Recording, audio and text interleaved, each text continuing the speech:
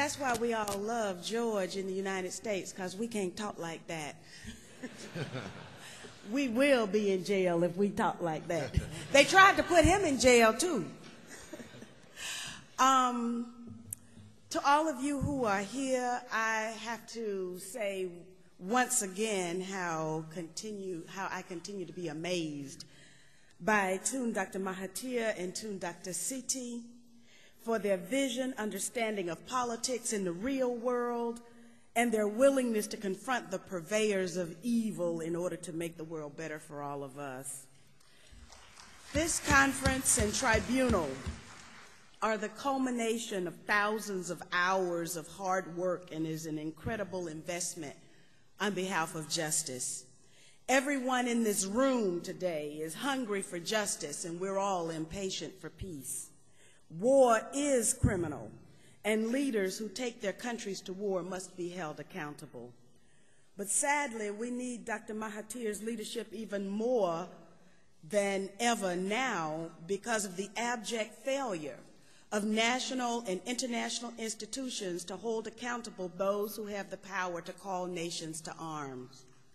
It was Haris Salagic who said, if you kill one person, you're prosecuted. If you kill 10 people, you're a celebrity. If you kill 250,000 people, you're invited to a peace conference.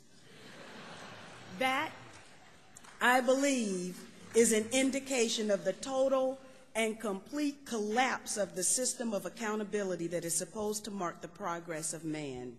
Rogue operators are able to foment death and destruction, murder and torture, and general sociopathic recklessness and get away with it. Sometimes those rogue operators are presidents and heads of state.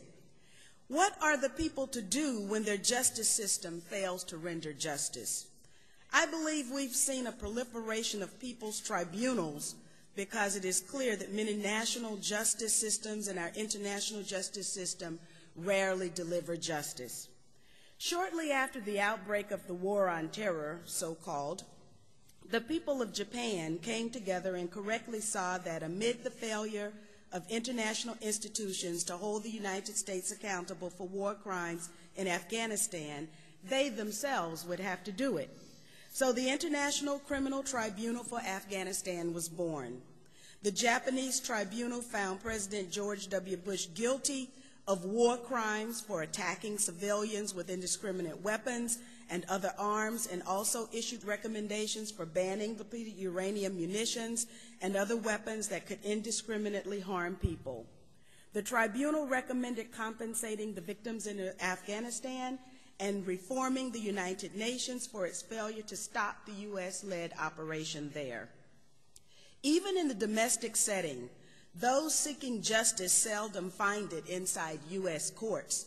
In the United States setting, injustice is all too often reserved for those without money, without power, and without white skin. One need only look at the plight of Hurricane Katrina survivors who still want to go home, but they have no right of return.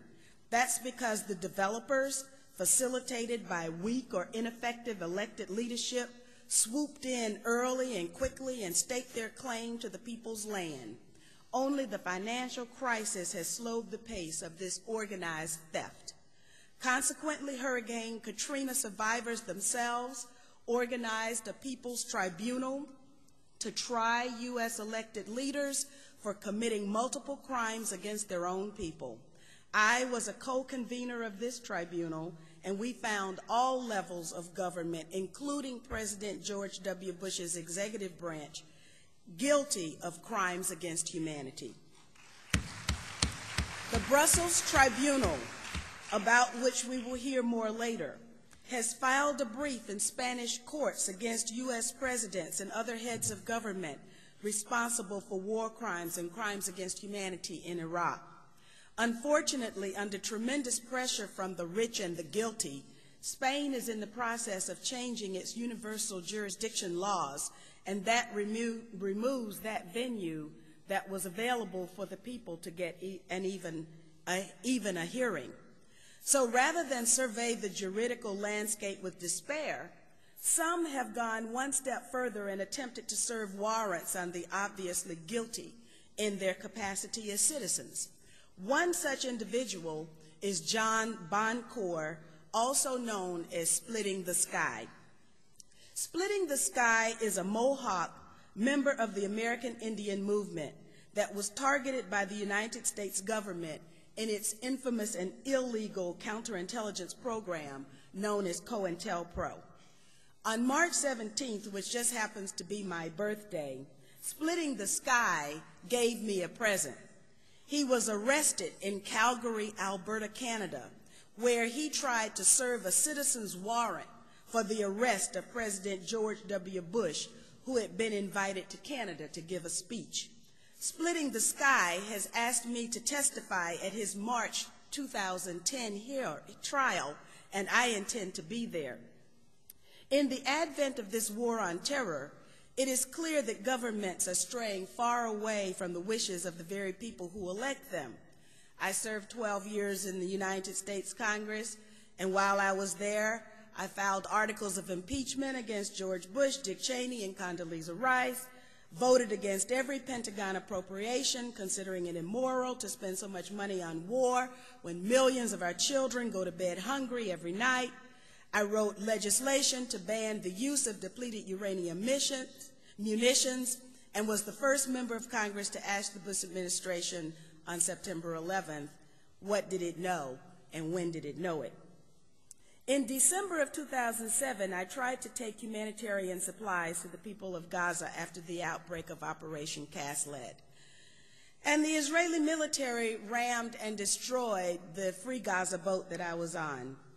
In June of this year, I tried to take crayons to the children of Gaza, and the Israelis hijacked our boat, kidnapped us, took us to Israel, where I spent 7 days in an Israeli prison just because I wanted the people of Gaza to live as I have been given life myself.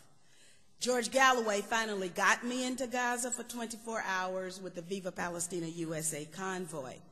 But the sad thing is that my point of view was a minority position in the powerful halls of Washington, D.C. I left Washington not because I chose to, but because the Israeli lobby inside the United States targeted me. They targeted me because I dared to believe that all human beings, including Palestinians, have human rights. So in 2007, at a peace rally in front of the Pentagon, I declared my independence from the U.S. national leadership that had caused my country to become complicit in war crimes, torture, crimes against humanity, and crimes against the peace. I joined the Green Party and then in 2008 ran for President of the United States. I was able to travel the length and breadth of my country, and I went around the world carrying the message of truth, justice, peace, and dignity. And so that's how I came here to Kuala Lumpur. People who want peace are drawn to Kuala Lumpur. The people of Malaysia long ago learned that there can be no peace where there is no justice. As the coup in Honduras unfolds and countries are able to kill, maim, and attack other people with impunity, we must not give a pass to the new President of the United States, whose slogans were hope and change. Sadly, yes, we can has become, but he didn't really mean that he would. The people of the United States await action on jobs, the economy, the war, budget, education, and health care. Yet President Obama is responsible for overseeing the largest and swiftest transfer of wealth out of the hands of the middle class in the history of mankind. Already over $12 trillion is gone, and another commitment for an additional $12 trillion whenever the bankers need it. Meanwhile, the people of the U.S. scrape by on food stamps, unemployment, and they pray that they don't get sick so they don't become bankrupt. The situation continues to deteriorate, even as Nobel Peace Prize winner President Obama waits to announce his decision to increase the already 68,000-strong U.S.